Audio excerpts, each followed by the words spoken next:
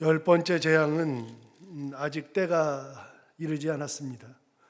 열 번째 재앙은 이제 13장에서 이루어지는데요.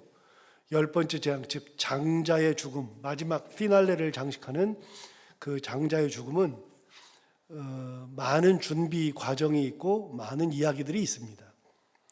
그 중에 하나, 이제 열 번째 재앙에서 장자가 죽을 거라는 이야기를 하나님께서 하시는 장면인데요. 그 장자의 죽음 앞에 하나님께서 몇 가지를 먼저 말씀하시거든요. 1절을 먼저 보시면 이제 하나님께서 이런 말씀을 하시죠. 여호와께서 모세에게 이르시기를 내가 이제 한 가지 재앙을 바로와 애굽에 내린 후에야 그가 너희를 여기서 내보내리라. 지금까지는 하나님이 어떻게 하셨냐면 내가 그의 마음을 완고하게 한다. 그래서 그들이 재앙이 있다 할지라도 너희를 내보내지 않을 거다. 계속 이렇게 말씀하셨거든요.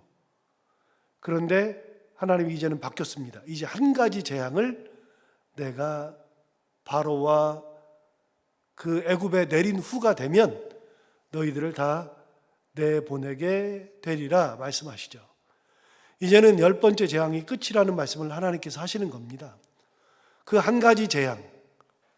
그런데 하나님께서 이 한 가지 재앙을 말씀하시기 전에 3장에서도 그렇고 7장에서도 그렇고 그들의 마음을 그들이 계속해서 기적을 보내어도 보내지 않다가 하나님의 강한 손으로 역사를 행할 후에야 내보낸다는 말을 하신 적이 있거든요.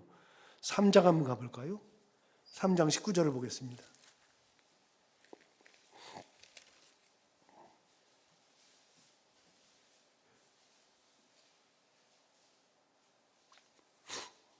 (19절에) 보시면 3장 19절에 내가 아노니 강한 손으로 치기 전에는 애굽 왕이 너희가 가도록 허락하지 아니하다가 내가 내 손을 들어 애굽 중에 여러 가지 이적으로 그 나라를 친 후에야 그가 너희를 보내리라.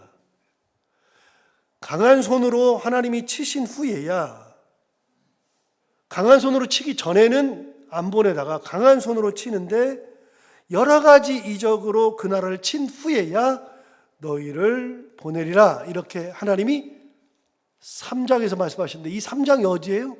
3장은 하나님께서 시내산에서 모세를 만나셨을 때 그때 이미 이렇게 말씀하신 겁니다. 7장으로 한번 가볼까요? 7장.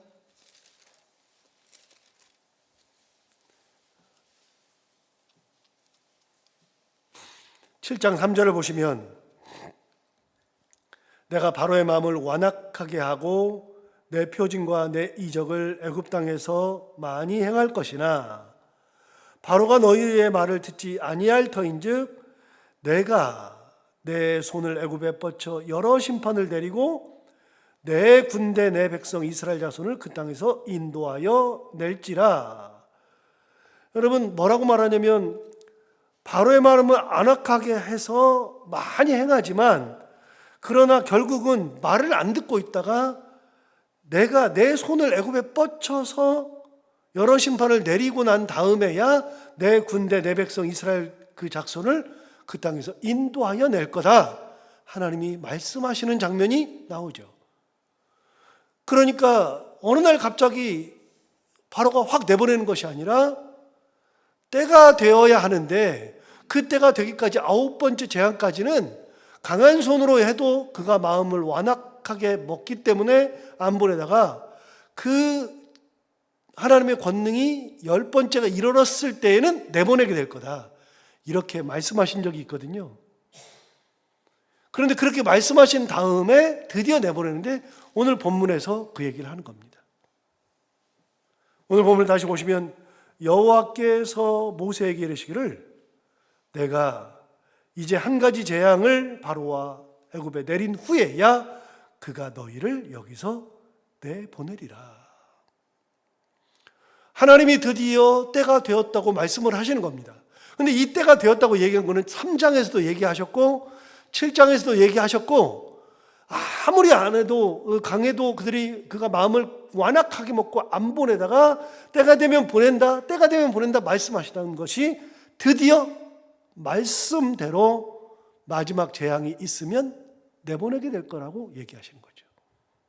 자, 이제 이게 예정된 겁니다. 이미 예정되었던 것을 실행하겠다고 하시는 겁니다. 두 번째 한번 볼까요? 2절을 보시면 이렇게 말합니다. 백성에게 말하여 사람들에게 각기 이웃들에게 은금패물을 구하게 하라. 여러분, 은금패물을 구하게 하랍니다. 어제도 이제 얘기했잖아요. 원래는 바로의 마음이 이렇게 됐었잖아요. 원래는 자꾸만 재앙이 오니까 그 재앙이 무너지기 시작할 때 바로가 어떻게 하냐면, 야 무슨 광야야, 여기서 그냥 해. 그래도 광야로 나간다 그러니까, 사흘길 나간다 그러니까, 그럼 멀리는 가지 마라, 그냥 가까운 데서 해. 이렇게 했다가 8번째 재앙 때는 이제 거의 무너졌을 때는 뭐라 그러냐면, 장소는 상관없어요. 그냥 광야로 나가는 건, 사흘길 나가는 건 예정돼 있어요. 그러니까 어떻게 했어요? 나갈 자를 골라라. 누가 나갈 거냐? 너희 그냥 장정만 나가. 그랬더니 아니다, 우리는 남녀노소 다 나가고 소와 양까지도 다 나갈 거다 그랬더니, 나중에 재앙이 있은 후에는 뭐라고 바뀌었어요? 그러면 니네 다 나가도 되는데 소와 양은 놔두고 나가, 이렇게 변했잖아요. 처음에는 장소 가지고 타협하다가 이제는 사람만 나가는데 장정만 나가로 타협하다가 어린아이들까지 나가는데 소와 양은 놔두고 나가. 그랬을 때 여기서 끝인 줄 알았어요. 그리고 양과 염소만 내보내면 되는 줄 알았어요. 이제 다 내보내면 되는 줄 알았어요. 사흘길 나가가지고 하나님 앞에 제사 드리면 되는 줄 알았어요.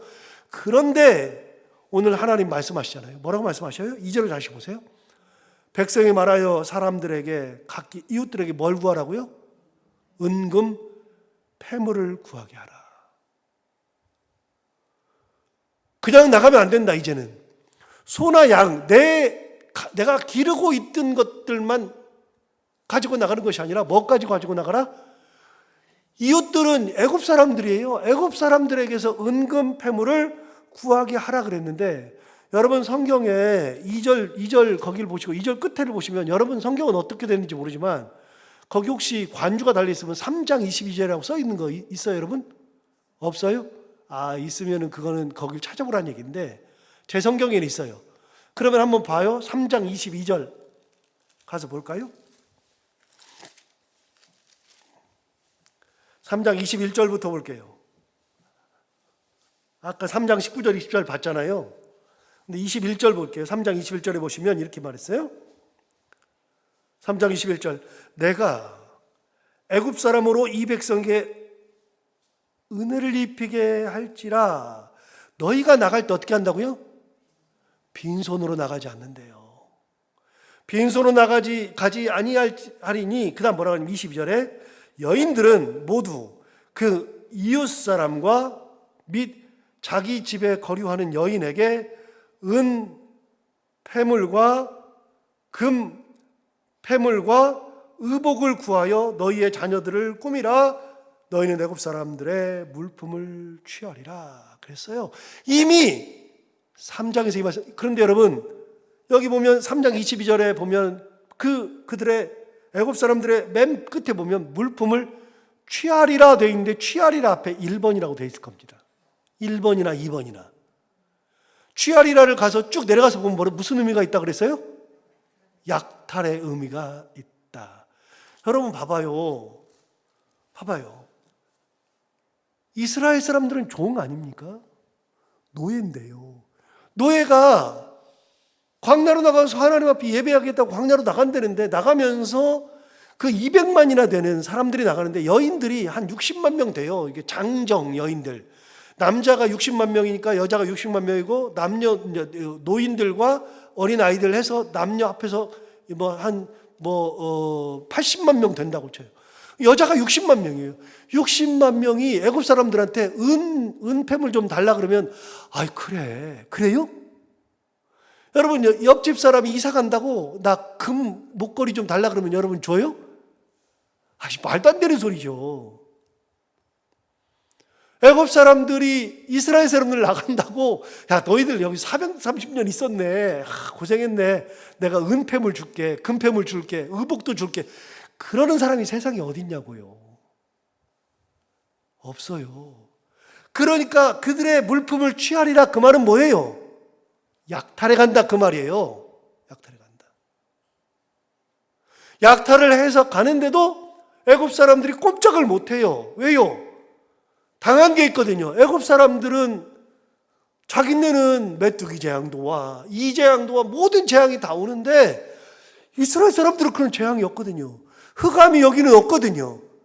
이 사람들이 무섭거든요. 그러니까 이 사람들이 달라 그러면 무조건 주는 거예요. 그 사람들에게는 무서운 거예요. 이스라엘 사람들이 이제는 노예로 보이지 않고 위대하게 보이는 거예요. 무서운 거예요. 그러니까 은, 금, 패물을 다 주고 의복까지도 다 가져간다. 다시요. 3장은 어디서 하나님 하신 말씀이라고요? 3장은 시내에서 하는 말씀이라고요. 모세가 바로 앞에도 서기 전에 시내산에서 하나님을 만날 때 하나님이 하신 말씀 중에 은폐물, 금폐물, 의복을 너희들이 구하여 가는데 그들의 애굽 사람들에게서 취하여 나가리라. 취한다는 것은 약탈한다 그랬잖아요. 약탈을 해서 나가는데 그렇게 3장에서 얘기했는데 10장에서 11장에서 또 얘기하는 겁니다. 2절 다시 볼까요? 오늘 본문 2절을 보시면 이렇게 말하잖아요. 백성에게 말하여 사람들에게 각기 이웃들에게 은, 금, 패물을 구하게 하라 하셨어요. 이것도 예정된 겁니다. 1절도 하나님께서 마지막 재앙만 하면은 이제는 애굽에 내리면 그들이 너희를 내보내리라. 이것도 3장에서 말했고 7장에서 말했고 이미 예정된 거를 말씀하시는 겁니다. 2절에 있는 거 은, 금, 패물을 너희들이 가지고 나간다. 이것도 이미 예정된 겁니다. 여러분, 이 예정된 거를 하나님 말씀하시는 거예요. 또 말씀하시는 거예요. 자, 3절 볼까요?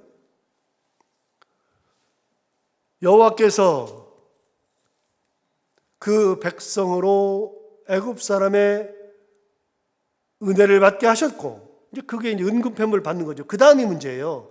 또 그 사람 모세는 애굽 땅에 있는 바로의 신하와 백성의 눈에 어떻게 보였어요? 아주 위대하게 보였더라.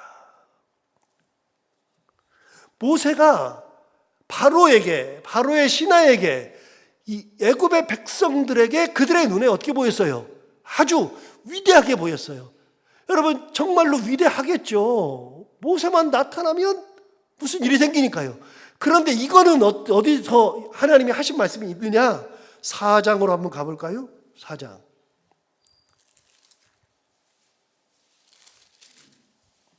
16절 4장 16절에 보시면 이렇게 말합니다. 그가 너를 대신하여 백성에게 말할 것이니 그는 내 입을 대신할 것이요. 그 다음에 하나님이 말씀하셨어요. 너는 그에게 하나님같이 되리라. 하나님이 모세에게 얘기한 겁니다. 너는 바로의 눈에 뭐처럼 보인다고요? 하나님같이 보일 거다. 이미 4장에서 3장 이어서 4장도 역시 시내산에서 하신 말씀이에요. 이것도 시내산에서 모세에게 소명을 주실 때 하신 말씀이 4장이죠. 이때도 하나님 말씀하시는 겁니다. 너는 바로에게는 하나님같이 될 거다. 7장으로 가볼까요? 7장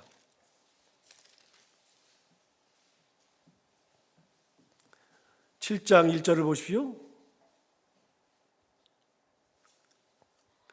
여호와께서 모세에게 이르시되 볼지어다 내가 너를 바로에게 뭐같이 되게 하셨어요? 신과 같이 되게 하였다. 하나님께서 모세를 신같이 되게 한다고 4장에서 7장에서 말씀하셨는데 7장은 여러분 보세요. 7장을 거기 아까 가서 보세요. 7장 이게 1절 말씀인데 7장 8절을 보시면 거기 제목이 나오잖아요. 뱀이 된 아론의 지팡이가 나오고, 그리고 14절 위에 제목을 보시면 첫째 재앙이 나옵니다. 그러니까 여러분, 이거는요, 재앙이 시작되기도 전에, 첫째 재앙이 시작되기도 전에 하나님 말씀하신 겁니다. 시내산에서 말씀하셨죠. 두 번째 재앙이 시작되기 전에 바로 앞에 처음으로 섰을 때, 두근두근거리는 마음으로 처음으로 섰을 때 하나님이 주시는 말씀이 뭐냐? 이미 시내산에서 바로가 너를 볼 때 하나님처럼 보게 될 거다. 그런데 첫 번째 재앙을 하기도 전에 바로에게 처음 섰을 때 두근두근하는 마음이 있을 때 하나님 뭐라 그랬어요? 내가 너를 바로 앞에 신같이 되게 하였다 말해주죠. 재앙 시작하기도 전에. 그래서 신과 같이 되게 해줬다 그랬는데, 실제로 첫째부터 8째 재앙, 9째 재앙을 다 지나가면서 바로 앞에 모세는 신과 같이 되었죠. 그런데 보세요, 오늘 3절에 보면 이렇게 말했잖아요. 바로 얘기가 아니에요. 바로 얘기가 아니라 3절을 다시 보시면 여호와께서 그 백성으로 애굽 사람의 은혜를 받게 하셨고, 또 그 사람 모세는 애굽 땅에 있는 바로가 아니라 누구요? 바로의 신하와 그 다음에 백성의 눈에 아주 위대하게 보였더라. 여러분, 무슨 말이죠? 바로는 당연히 그렇게 보는 거고요. 그 바로의 신하와 백성의 눈에 그렇게 보였던 겁니다. 그런데 여러분 보세요. 이게 이미 이렇게 됐습니다. 네 번째 재앙이 끝났을 때 애굽의 술사들이 더 이상은 자기들이 못하잖아요. 못하니까 뭐라고 말했죠? 이거는 사람의 능력이 아니라 하나님의 권능이다. 하나님의 손가락이 움직인 거다. 그래서 애굽의 술사들이 손을 다 들었습니다. 우리는 못한다. 하나님이 그렇게 한 거다. 모세가 와서 말만 하면 그렇게 되니까 애굽의 술사들이 다 손 들었어요. 그 두 번째, 8번째 재앙, 메뚜기 재앙이 있었을 때에 바로의 신하들이 뭐라 그랬어요? 여러분, 바로 앞에 있으니까 한번 가서 찾아볼까요? 10장 7절, 바로 앞에 있으니까요. 바로의 신하들이 얘기했던 거 어제 얘기했습니다. 10장 7절에 의하면 바로의 신하들이 그에게 말하되 어느 때까지 이 사람이 우리의 함정이 되리까 그 사람들을 보내어 그들의 하나님 여호와를 섬기게 하소서. 그 다음 뭐라 하냐면 왕은 아직도 애굽이 망한 줄을 알지 못하시나이까. 이거는 누가 얘기한 거냐면 바로의 신하들이 얘기한 겁니다. 술사들이 손들었죠. 네 번째 재앙에서. 신하들이 손들었죠. 8번째 재앙에서. 이미 다 손을 들었습니다. 그러면 애굽의 백성들은요, 당연히 손을 다 들었죠. 그들이 볼 때 이스라엘 사람들은 종이 아닙니다. 더 이상. 너무너무 무섭습니다. 그러니까 하나님 말씀하신 것처럼 은금패물을 구하여 간다. 이 말은요, 우리가 보면 그냥 구한다. 여기 2절에 보이는 것처럼 은금패물을 구하게 하라 그랬으니까 은금패물을 어디 가서 이렇게 구해가지고 좀 주세요. 그래서 구해가지고 가는 줄 알죠? 아니요, 그게 아니라 약탈에 가는 겁니다. 약탈에 가도 아무도 말을 못하는 겁니다. 너무 무서우니까요. 그런데 모세는요, 진짜 무서운 거예요.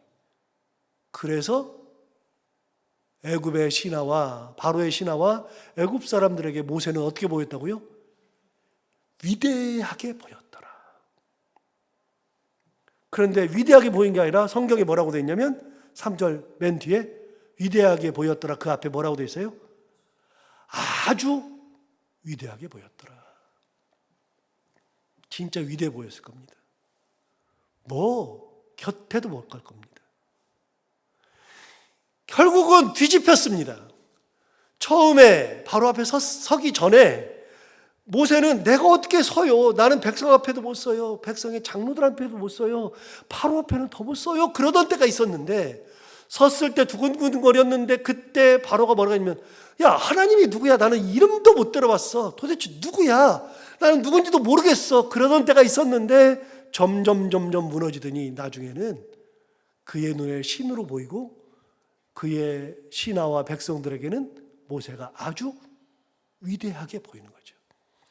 그런데 1절, 2절, 3절에 나와 있는 모든 거는요, 이미 하나님께서 다 얘기하신 거예요.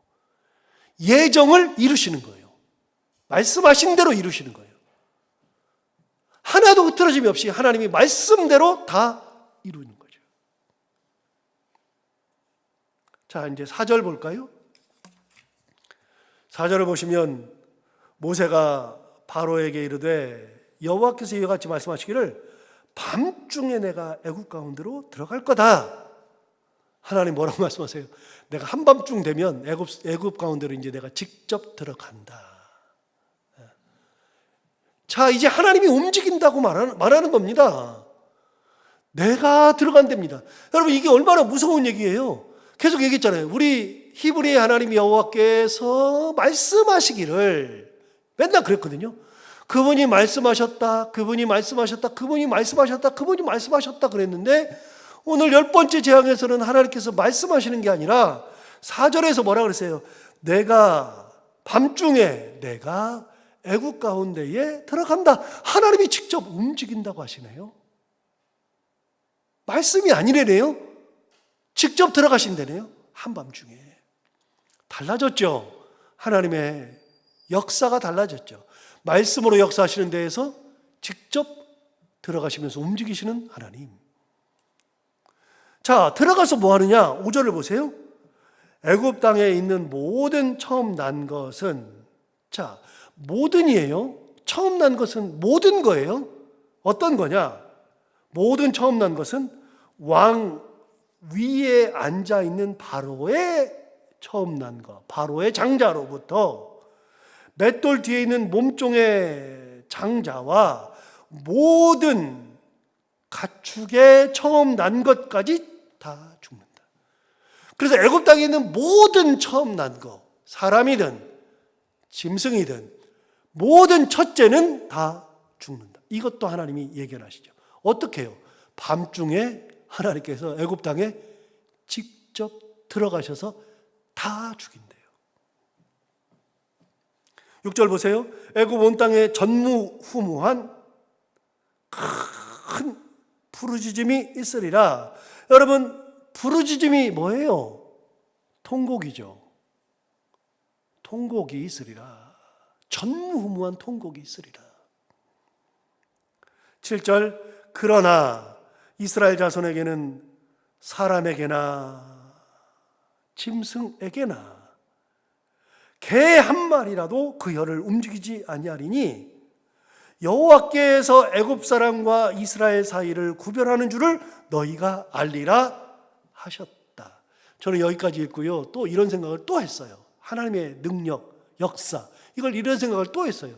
여러분, 어떤 생각이 들어요? 저는 이걸 하면서 설교 준비하면서 이게 하나님이 진짜 엄청난, 하나님이 밤중에 들어갔어요. 들어가가지고 애굽 땅에 들어가는데 애굽 땅에 들어가가지고 모든 처음 난 것을 다 죽인대요.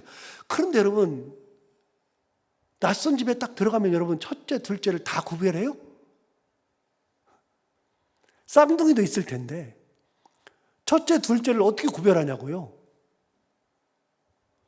여러분, 형제지간 중에서도 첫째, 둘째가 다 구별이 잘 안 되는데 연세가 많이 드신 분들, 연세가 많이 드셨어요. 그런데 연세 들었는데도 내 형제들이 살아있어. 내가 첫째야. 둘째, 셋째가 있어. 다 똑같아. 머리가 다 희어. 그런데 어떻게 첫째를 구분하죠? 여러분, 첫째를 어떻게 구분할까요? 그런데 하나님은 첫째를 다 구분한대요. 더 재밌는 거는요, 개들도 첫째, 둘째를 어떻게, 사람은 혹시 구별할지 몰라도 여러분, 개는요 한 번 낳으면 7, 8마리씩 막 나요. 그럼 여러분, 개 첫째, 둘째를 어떻게 구분하냐고요. 저는 성경을 읽다가 웃었다니까요. 야, 이거 개를 어떻게 구분하지? 여러분, 소는 한 마리 나니까 그냥 소는 한 마리 난다고 쳐요. 여러분, 개 꼬물이들 막 있는 거 봐세요. 귀엽기만 하지 이게 첫째인지 둘째인지를 어떻게 구별하냐고요. 구별이 안 돼요. 기본적으로 사람도 쌍둥이를 낳을 때, 내 쌍둥이를 낳았을 때, 원래 쌍둥이를 내 쌍둥이라고 하면 안 돼요. 쌍둥이라는 것은, 쌍이라는 것은 둘이라는 의미거든요. 근데 새 쌍둥이, 그건 말이 안 되는 거예요.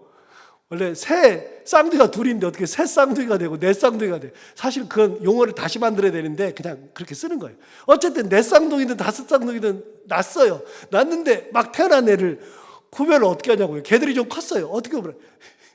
개를 어떻게 구별하냐고요. 근데 사람이나 짐승이나 첫째는 다 구별해서 죽인대요.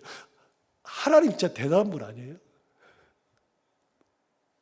하나님 어떻게 구별을 할까요? 우리는요, 아무리 봐도 모르겠어. 아무리 봐도. 근데 구별한대네요. 구별해서 다 한대요. 모든 사람, 모든 짐승들 전부 다 애굽에 있는 거는 첫째는 다 죽는다. 근데 진짜 웃겨요. 그런데 하나님은 하신다네요. 전무후무한 부르짖음이 있을 거다. 그런데 더한 거는요, 이스라엘 자손에게는 사람에게나 짐승에게나 그런 일이 없대요. 어떻게 하나님이 구분해요? 아무리 고센 땅에 살아도 이스라엘 백성들이 고센에만 있는 건 아닐 거고 다른 데도 가서 살 텐데 어떻게 이스라엘 사람들은 다 구별을 하냐고요. 간단하죠. 이스라엘 사람들을 구별하는 것은 간단한 거예요. 6월절 피를 발랐으니까 거긴 넘어가는 거니까요. 이제 드디어 6월절이 나오기 시작하잖아요. 12장 1절 보세요. 1절에 뭐라고 돼 있어요? 제목 위에 제목 보시면 이제 6월절이 이제부터 나오는 거잖아요. 구별하는 거. 하나님은 구별하셔요. 모든 것을 구별하셔요. 그런데 10번째 재앙을 시작할 때는 달라요. 이거는 미리 얘기를 다 하셨어요. 1, 2, 3절 내가 얘기했던 것들 강권적으로 역사한 후에야 보낸다. 은금 패물을 구한다. 하나님같이 보이게 한다. 그 이야기들을 다 실행하겠다 말씀하셨고 또 한 가지 다른 거는 뭐냐면 이제는 말로 하는 것이 아니라 내가 밤중에 애굽 사람들이 사는 곳에 내가 직접 내려가서 처음 난 것은 다 죽을 거다 말씀하시죠. 그리고 실제로 그렇게 일어나죠.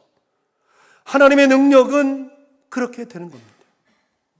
이게 10번째 재앙 이전에 하나님 말씀하신 겁니다. 8절 볼까요?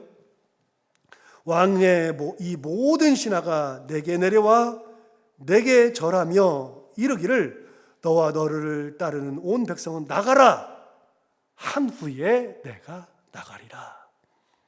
바로에게 얘기하는 거예요. 다시 잘 들어보세요. 이 모세가 얼마나 옛날하고 비교해 보면 얼마나 진짜 이게 교만 떠는 것처럼 느낄 정도로 그렇게 말하는 겁니다. 잘 들어보세요. 왕의 이 모든 신하가 내게 내려와서 내게 절하면서 이르기를 너와 너를 따르는 온 백성은 나가라. 절하면서 좀 나가주세요. 그렇게 한 후에야 내가 나가리라 하고 심히 노하여 바로에게서 나오니라. 여러분 누가 노했어요? 바로가 노했어요? 모세가 노했어요? 모세가 노했어요. 모세가 뭐라 그랬어요? 이제 내가 왕의 이 모든 신하가 내게 와서 절하면서 제발 좀 나가주세요. 그렇게 절을 하고서 나가라고 얘기한 후에 그렇게 나갈 거다 하고 나서 나오면서 모세가 뭐라 그랬어요? 바로 앞에서 심히 노하여 바로에게서 나오니라. 바뀌었죠. 완전히 바뀌었죠. 10번째 재앙으로 들어오면서 주객이 전도된 겁니다. 어떻게 서요? 그러다가 이제는 당당하게 말하고 나오죠. 하나님의 역사를 힘입으면 하나님의 은혜를 끝까지 붙들고 있으면 이런 일들이 일어난다. 하나님의 능력은 이런 일을 행하신다. 오늘 10번째 재앙 앞에서 이 얘기를 듣는 겁니다. 자, 오늘 이 말씀을 들으면서 다시 한번 하나님은 말씀대로 이루시고 말씀대로 이루시죠. 그리고 하나님은 그 말씀대로 이루실 때 이제 직접 움직이셔서 하나님께서 역사를 이루시고 그리고 하나님의 도구였던 모세를 위대한 존재로 만드셨던 것처럼 우리가 하나님의 말씀대로 살아가고 말씀만 붙들고 살아가는 우리 모두가 다 되길 바랍니다. 하나님 아버지 감사합니다. 오늘도 귀한 말씀으로 우리를 깨우쳐 주시고 인도해 주셔서 감사합니다. 이 말씀 듣고 이 말씀 붙들며 살기를 원합니다. 다시 한번 생각하지만 하나님은 위대하십니다. 하나님은 말씀했던 거 하나 둘 셋 다 상기시키면서 그대로 하겠다고 말씀하시고, 구별한다고 말씀하시는데 진짜 구별하시고, 그리고 하나님께서 직접 역사하시는 놀라운 은혜, 그리고 끝까지 하나님을 붙들었던 모세를 위대하게 만드신 것처럼 하나님 아버지, 우리도 다른 거 의지하자고 아니하고 하나님만 의지하고 살기를 원하오니 하나님 우리 가운데 함께하여 주옵시고, 의지하는 우리의 손을 놓지 마시고 우리를 끝까지 하나님의 은혜 가운데에 가장 좋은 곳으로 인도하시는 놀라운 은혜의 삶을 살게 하여 주옵소서. 오늘도 하루를 살아갈 때 이 말씀이 우리 가운데 힘이 되기를 원하며, 기도하러 나온 살아가는 모든 성도들의 기도를 다 들어응답하여 주옵시고, 해야 되는 것들을 기쁨으로 잘 감당하는 하루, 그리고 만나는 사람들과 함께 웃고 행복한 하루가 되게 하여 주옵소서. 예수님 이름으로 기도하옵나이다.